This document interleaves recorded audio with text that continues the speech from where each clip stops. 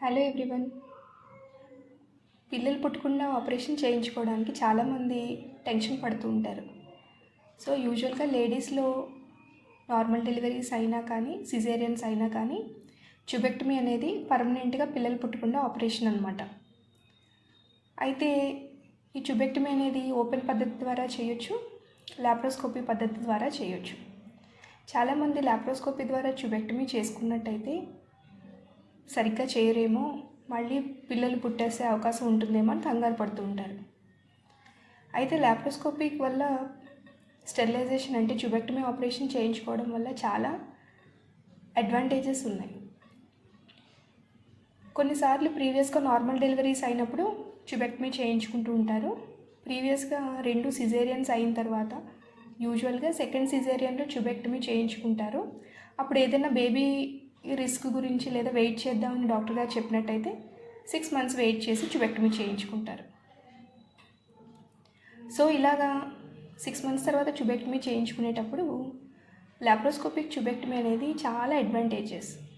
ఎందుకంటే already sutures అన్నీ heal అయిపోయి ఉంటాయి. మళ్ళీ ట్యూబెక్టమీకి ఓపెన్ చేయించుకున్నట్టయితే మళ్ళీ 3rd time సర్జరీ కింద అవుతుంది. అదే లాప్రోస్కోపీ అయితే మీకు చాలా ఎర్లీగా రికవరీ ఉంటుంది. అండ్ లోవర్ అబ్డామినల్ ఫ్యాట్ అది ఎక్కువ ఉన్న వాళ్ళకి కూడా లాప్రోస్కోపిక్ సర్జరీ చాలా అడ్వాంటేజ్. ఇప్పుడు మనం ఒక పేషెంట్తో మాట్లాడదాం. తను ఎలా ఫీల్ అయింది అనేది తన మాటల్లోనే తెలుసుకుందాం. నేను మీ శ్రవంతి, గైనకాలజిస్ట్, సాయి శ్రవంతి హాస్పిటల్, అమలాపురం.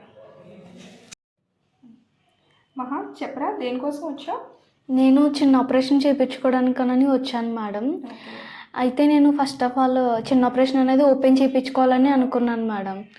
చేయించుకోవడం వల్ల చిన్న ఆపరేషను మనీ తక్కువ అవుతుంది, అంత సఫర్ ఉండదేమో నేను అనుకున్నాను మేడం.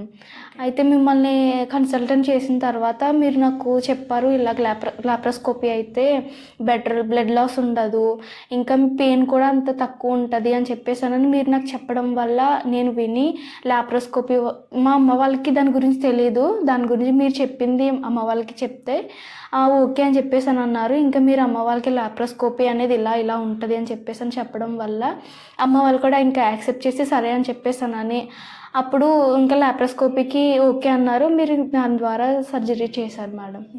నీకు ఎలా ఉంది మహా? సర్జరీ చేసిన తర్వాత ఇమీడియట్గా ఎంతసేపటికి నువ్వు వెంటనే ఇంటికి వెళ్ళిపోయావు? 1 dayలో నేను చేసిన ఒక్క నైట్ అట్లా రెస్ట్ తీసుకున్నాను మేడం. ఇంకా తర్వాత నా అంతటి నేనే లేచి వాష్రూమ్కి వెళ్ళాను మేడం. అంతా బాగానే ఉంది మేడం. ఇంతకుముందు నేను సఫర్ అయ్యేంతలాగా అంత సఫర్ అవ్వలేదు మేడం. పెయిన్ కూడా తక్కువే ఉంది మేడం. ఇంకా బ్లడ్ లాస్ కూడా ఏం లేదు. నేను ఇంకా వేరేగా ఏమైనా బ్లడ్ అట్లా రావడం కానీ ఏమైనా ఉంటుందేమో అని భయపడ్డాను మేడం. కానీ అలాంటిది ఏం లేదు మేడం. చాలా బాగుంది madam. Okay. So open better అనిపించిందా, లాప్రోస్కోపీ బెటర్ అనిపించిందా? లాప్రోస్కోపీని చాలా బెటర్ మేడం. ఓకే. అంటే ఫస్ట్ భయపడినా కానీ అంటే అవగాహన లేక నేను కొంచెం భయపడ్డాను మేడం. కానీ లాప్రోస్కోపీ చాలా బెటర్ మేడం. ఇది చేయించుకోవడం వల్ల పెయిన్ ఉండదు, బ్లడ్ లాస్ ఏం ఉండదు, ఫ్రీగా ఉండొచ్చు, ఇంకా మన పనులు త్వరగా చేసుకోవడానికి కూడా అవుతుంది మేడం. ఓకే. ఓకే. సో నువ్వు happy madam. Thank you madam.